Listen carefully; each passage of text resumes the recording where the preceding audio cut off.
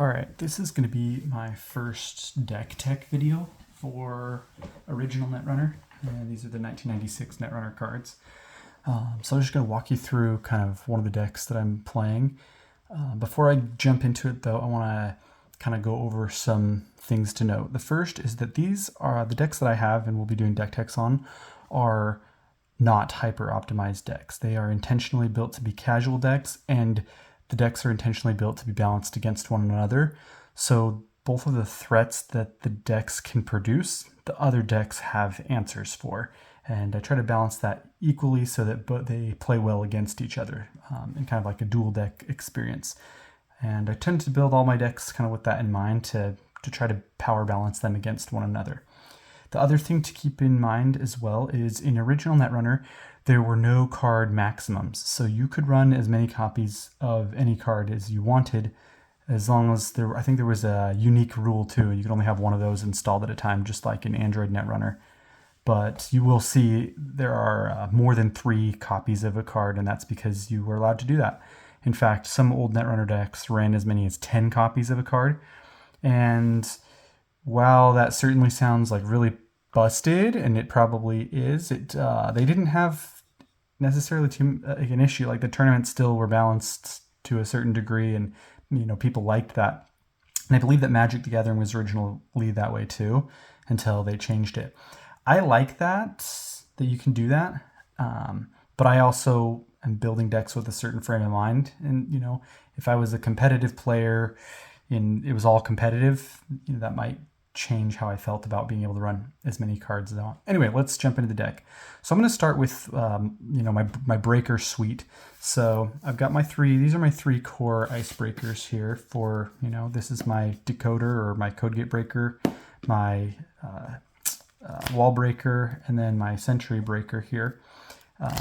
One thing about all this deck is designed to be kind of similar to an Ice Carver deck in Netrunner. So all of their break costs, like these break subroutines for 0, and then these break for 1, and all of them have relatively cheap install costs. These are a little expensive, but the purpose is to lower the strength of the ice and then break for free. So my breaker setup does take a lot of time, but it ends up making runs cheaper free. Then you've got Afreet or Afreet, I don't know how I'm saying that. That would be, compare it to Jin in the original or in Android Netrunner. It can hold viruses, cannot hold icebreaker programs. So these are what I install my clowns are. Now Clown is just like Ice Carver, it just lowers the strength of encountered ice by 1, all ice. Very expensive to install, especially because you're going to be needing to install several of them. I originally ran 4 in this deck, but I found 4. I just didn't need to install 4. So I'm running 3. So effectively I can potentially lower all the ice strength by 3, which is usually enough to make these runs with these 3 breakers fairly cheap. So that's kind of the basic ice package there. One of my icebreakers is Noisy, which burns up stealth credits or stealth bits, but I'm not using any stealth bits in this package. So that's my breaker suite. Now, one thing I want to kind of hit on here is in original Netrunner, if you hit any kind of trace, you didn't have this inherent ability to boost your link. If you wanted to be able to boost your link, you needed to install link cards. And it changed with Android Netrunner. They kind of baked link and the ability to raise your link inherently into the Netrunner design or into the runner design. And a lot of people really like that change. It's like one of the most popular, a lot of people are like, oh, they streamlined it, they made it better. And I kind of agree with that, but I also like the original design for a couple reasons. The original trace mechanic, I won't fully explain it in this video, but basically it was kind of a hidden auction bid similar to a Psy game, but the corporation was limited. Their trace, it was called a trace limit, so they couldn't exceed, if it was trace 5, it means they could secretly bid up to 5 credits. And so it was this kind of like, secret thing, this little bit of bluffing game. And I found that really interesting. But a lot of people liked the change. One reason I think it's cool is that if you hit a lot of trace ice, or if you see a tracer ice, your link resource that you put down. In this case, it's a really cheap one, and it's just got a 1-to-1. You can put your base link at 1, and then you can spend 1 bit per link you want to raise it. So just kind of a basic costed one there. That effectively can serve as a icebreaker if you're hitting a lot of trace ice, which is kind of a cool design space in my opinion. I also like the idea of, it not having, of runners not just starting with the ability to break links. It's like, if you want to be able to deal with a certain problem you think the corporation is going to throw at you, then you need to pack cards in your deck that can deal with that problem. For example, if you think you're going to be against a corp with net damage or meat damage, you need to pack protection against those things. And so I like the design space of like, if you think you're going to get traced, you better have something to deal with traces, because if you don't, then you're just going to get traced, and that sucks for you, man. So I think that's interesting. But again, that's probably an unpopular opinion, but that's why it's included in my breaker package there. Then I'm going to shift over to, I guess, my financial package. I generally try to go to at least 9 to 12 cards which generate money. So you've got Score. This is your just a direct analog to Sure Gamble. You pay 9, gain, or pay 5, gain 9. You net 4. I'm running 4 copies. I guess you could run more. When I first started building decks, I have tons of this card because it's a common. But I was like, why don't I just run 12, Score or Sure Gamble? The real answer is that sounded kind of boring. But I've been kind of digging into old strategy articles. I'm like, why didn't they just run, if you could run more Sure Gambles in Netrunner, why wouldn't you do that? And I don't know. I think that I haven't really landed on why you wouldn't. So if you have thoughts about why it's advantageous not to, but I just did it because it felt broken to add more. So, and 4 already seems like plenty. So some just splash economy there. So there's 4. Then I've got Broker. Now your Netrunner, Android Netrunner analog would be Katie or Cady Jones, however you pronounce it. I always said Katie Jones, but I know that's people pronounce it differently. You can only use it once per turn. You're either putting 3 bits on or taking all of them off. The cool thing is in this game, Broker was not unique, so you could have multiple brokers out at the same time. And some people might say that's broken. I don't know. It doesn't feel broken to me, but and Broker was definitely a popular economy card in the original Netrunner. I find that 2 is more than enough, but I've seen lists that run 3 or 4 brokers. Really cool card. Just load up your credits and then pull them all off when you're ready to do those big runs. So there's, I guess, 6 of my economy cards. This is probably the worst economy card I'm running. The trade-off ends up being not great. You get 1 bit at the start of each of your turns, but it's 6 to install. It is a resource, so if you get tagged, it is vulnerable to being destroyed. I just think it's too expensive. I probably should pull this out, but because it takes so many turns for it to really have paid for itself and really pay off. But once you get 2 or 3 of these installed, you're sitting pretty good, especially because your runs end up getting really cheap later. But this card is part of why this deck takes so long to get set up and to really get cooking. But if you can get 2 of these out, 2 credits for free per turn, pretty good. The next thing is my draw package, or just like how I'm going to draw cards. One thing you'll see in the original Netrunner is, especially on the runner side, tutor effects that just let you dig out programs were all over the place. The key one being this resource called the Short Circuit. I run 2 just for redundancy, but it just 1 click and 1 credit lets you dig out whatever program you want, and you can just do that as much as you want. I think that they originally were just feeling like, all right, like the runner needs to be able to reliably, over the course of time, they need to be able to access their programs, relatively quickly. And so there are a lot of tutor effects on the runner side. One is Mantis. I think he's a 3 prep, or that would be an event. You just pay 3 and it's like a demonic tutor. You can go get any card you want. You do have to show it to the corporation, I believe.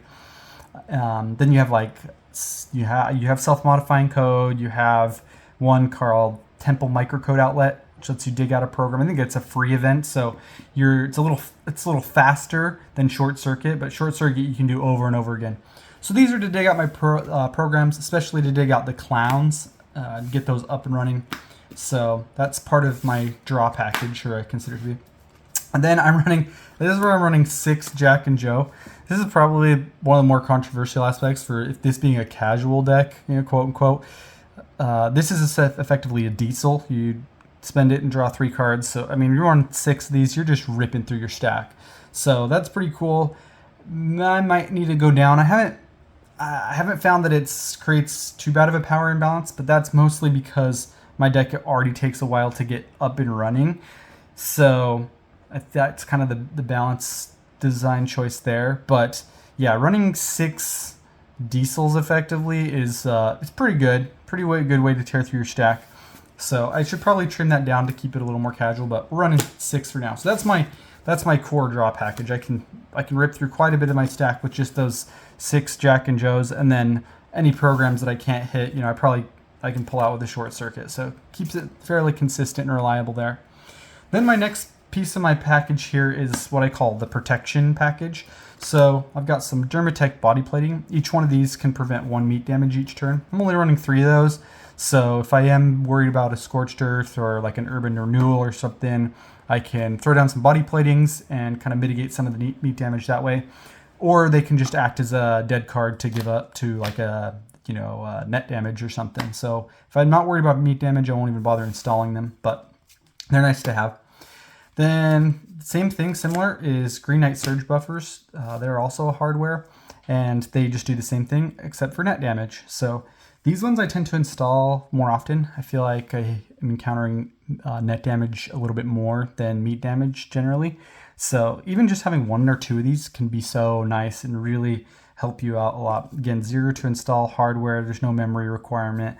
So, why not throw it out? Just sit and absorb some of that net damage. Pretty nice.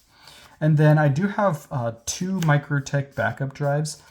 This allows me to, whenever 1 or more of my installed programs are being sent to the trash at the same time, I can choose instead to put them on here. And then for a click, I can return that program to my hand. So even if my whole rig is getting wiped, I can load it onto my Microtech backup drive and pull them back into my hand. So it protects me from like a rig destruction thing. And the other deck that I have and that my wife plays is very program destruction heavy. So having these is very important.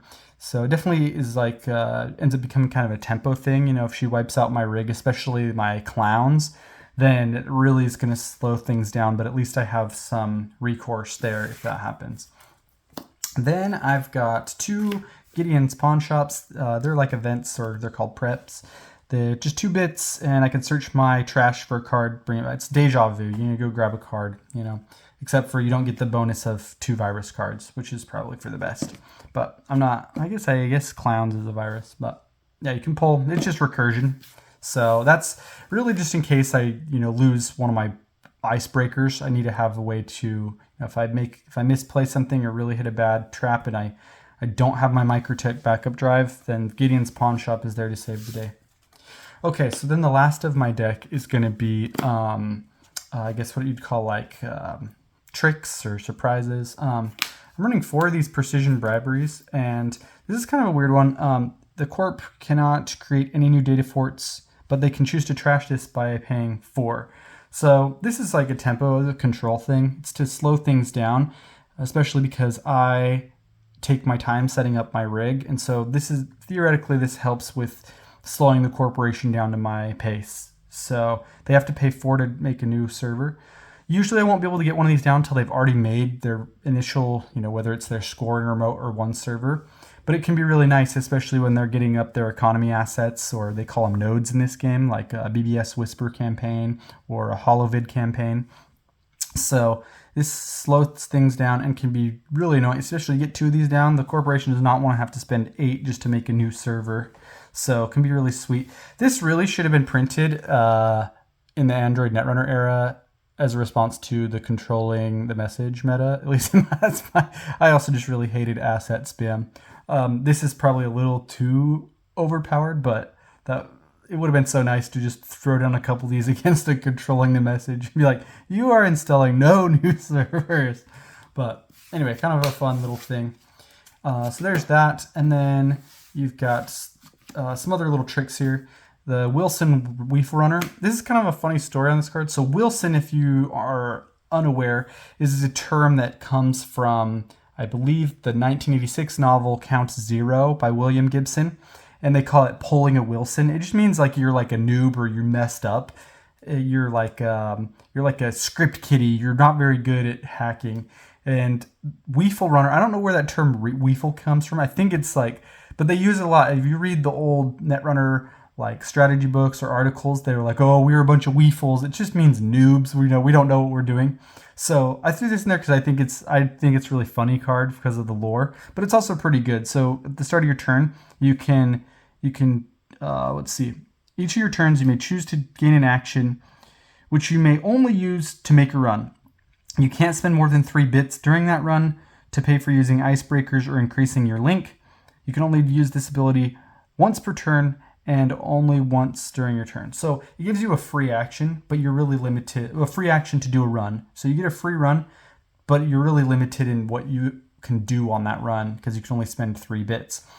I probably wouldn't include it if it just had that because that's a little bit too limited, but you have 2 trash abilities. One just lets you dodge a tag, and then one says prevent any amount of meat damage. So like, it really is like a pretty versatile little utility card. But I just run one of it just kind of I'm also just testing it out. I don't really know how good it actually functions. Then I've got HQ Mole. So it's a 0 to install resource, but you have to pay 4 bits and trash it to use its utility.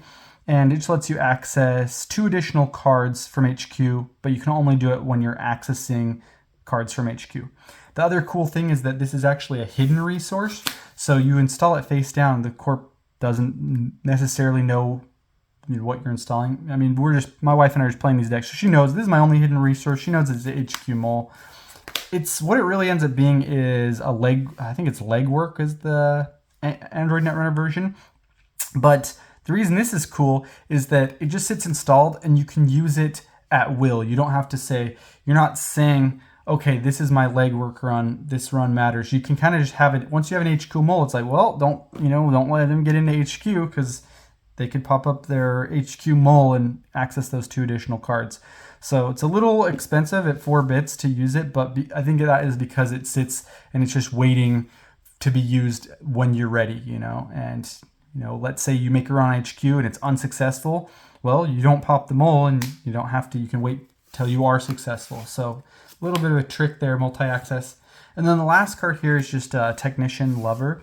This is a really popular one too back in the day. It's really good. It's a 2 to install resource. 1 click, you get to look at the top card of R&D. So, it's like, you're just, spying on the corporation that way. Probably, I think there's several Android Netrunner cards that do this effect, but pretty good just for a click to take a peek at the top of R&D and find out if it's even worth running the server or data fort.